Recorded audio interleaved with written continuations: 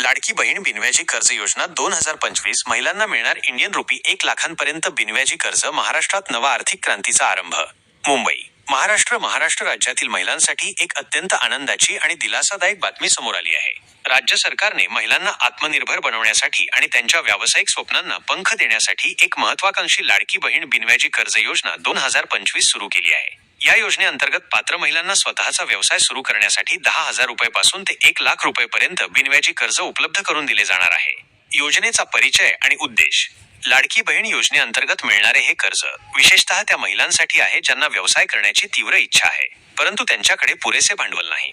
या योजनेचा मुख्य हेतू महिलांना आर्थिकदृष्ट्या सक्षम करणे, त्यांना स्वतंत्र व्यवसायाच्या माध्यमातून उत्पन्नाचे साधन उपलब्ध करून देणे आणि त्यांचा आत्मविश्वास वाढवणे हा आहे. राज्य सरकारचा असा विश्वास आहे की महिलांच्या आर्थिक सक्षमीकरणातून संपूर्ण कुटुंब आणि समाजाची प्रगती होऊ शकते. ही योजना महिलांना केवळ आर्थिक सहाय्यच देणार नाही, तर त्यांना समाजात एक नवीन ओळख निर्माण करण्याची संधीही देईल. कर्जाची वैशिष्ट्ये आणि रक्कम.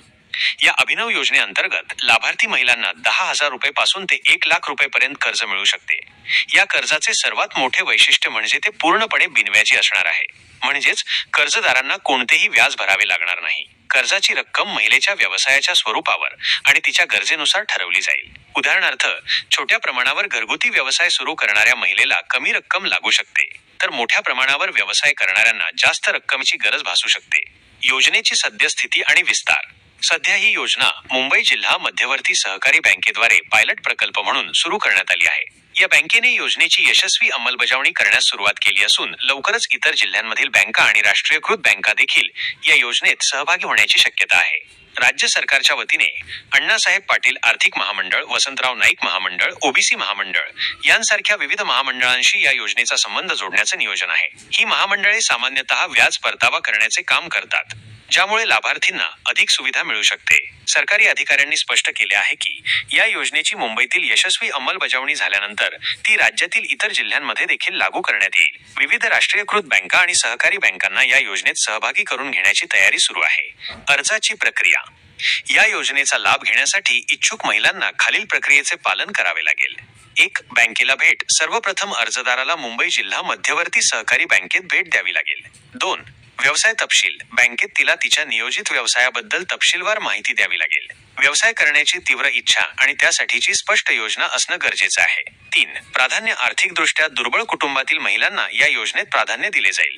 पंतप्रधान मुद्रा योजना आणि लाडकी बहीण योजना. या योजनेव्यतिरिक्त पंतप्रधान मुद्रा योजनेद्वारे देखील इंडियन रुपी 10 लाखांपर्यंतचे कर्ज उपलब्ध आहे, जे सूक्ष्म, लघु आणि मध्यम उद्योगांना प्रोत्साहन देण्यासाठी आहे. लाडकी बहीण योजना आणि मुद्रा योजना या दोन्ही योजना महिलांना आर्थिकदृष्ट्या सक्षम करण्यासाठी महत्त्वाच्या आहेत. निष्कर्ष.